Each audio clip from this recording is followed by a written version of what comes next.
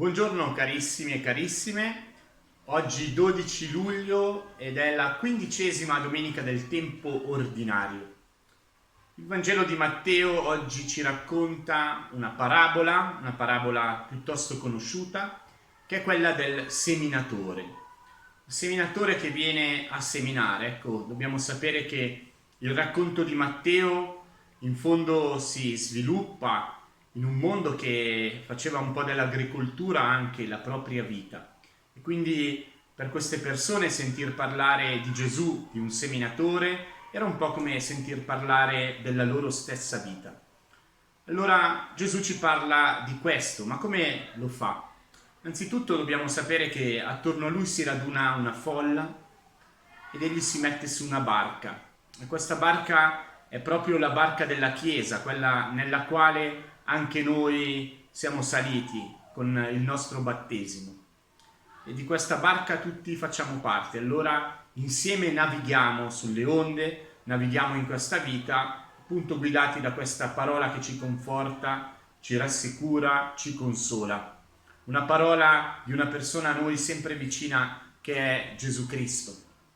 Ecco, Gesù racconta questa parabola per far comprendere bene qualcosa che poi avanti vedremo. Dice che c'è questo seminatore che semina in vari terreni, in vari luoghi. Anzitutto semina nella strada. Però cosa succede? In strada arrivano gli uccelli e rubano i semi che il seminatore ha appena gettato.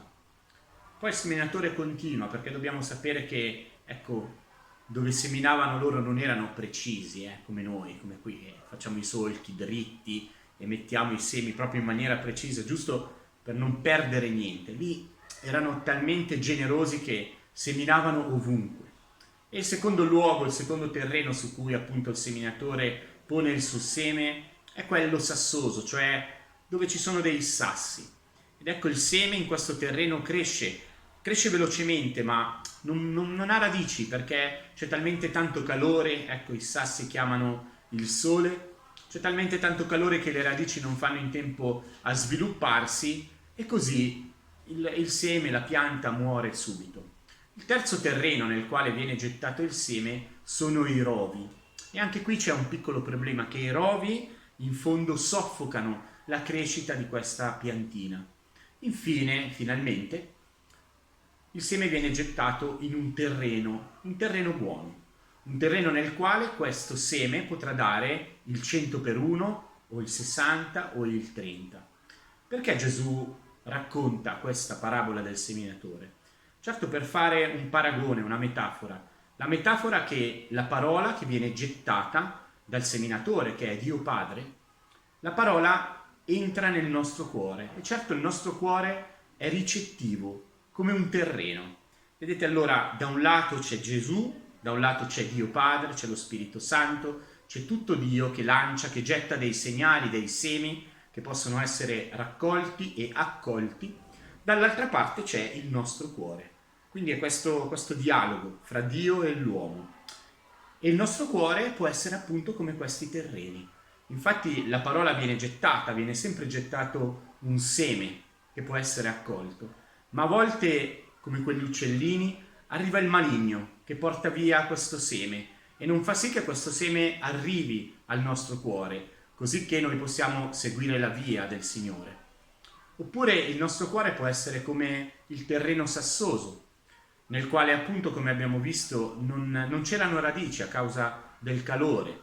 Ecco, questo calore è il calore, magari la scottatura forse delle preoccupazioni che noi abbiamo. Ecco, la parola viene gettata, ma poi le preoccupazioni nel nostro cuore hanno il sopravvento e così la parola prende un secondo piano.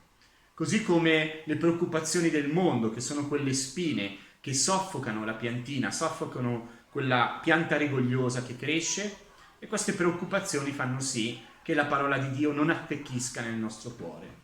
E poi il nostro cuore finalmente può essere come un terreno buono, dove il seme può dare il 100 per 1, il 60 e il 30. Ecco, qui chiaramente non è importante il quanto, perché ciascuno di noi ha il suo carisma, ciascuno ha la sua bellezza, le sue doti, ciascuno è se stesso e il Signore è contento se noi riusciamo a dare qualsiasi cosa proprio nel suo nome.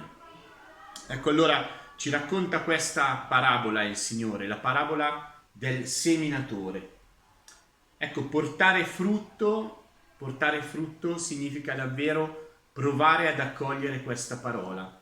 E noi forse non siamo uno solo di quei terreni, ma siamo tutti quei terreni.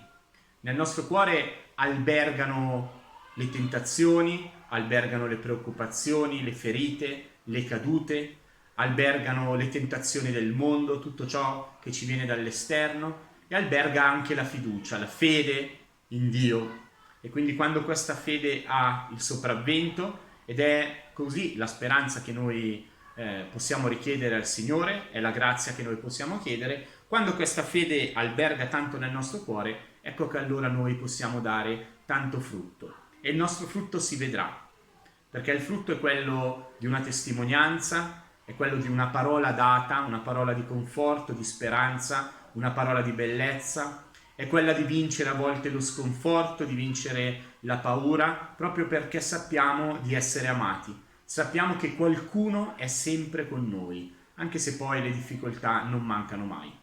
Allora vi auguro davvero ancora una buona domenica e ecco, speriamo che il Signore semini continuamente anche nei nostri cuori e in quelli dei nostri amici, dei nostri cari, dei nostri parenti, tanto amore, tanta bontà, così che noi, avendone in sovrabbondanza, possiamo donarla a ciascuno. Un saluto e un bacio.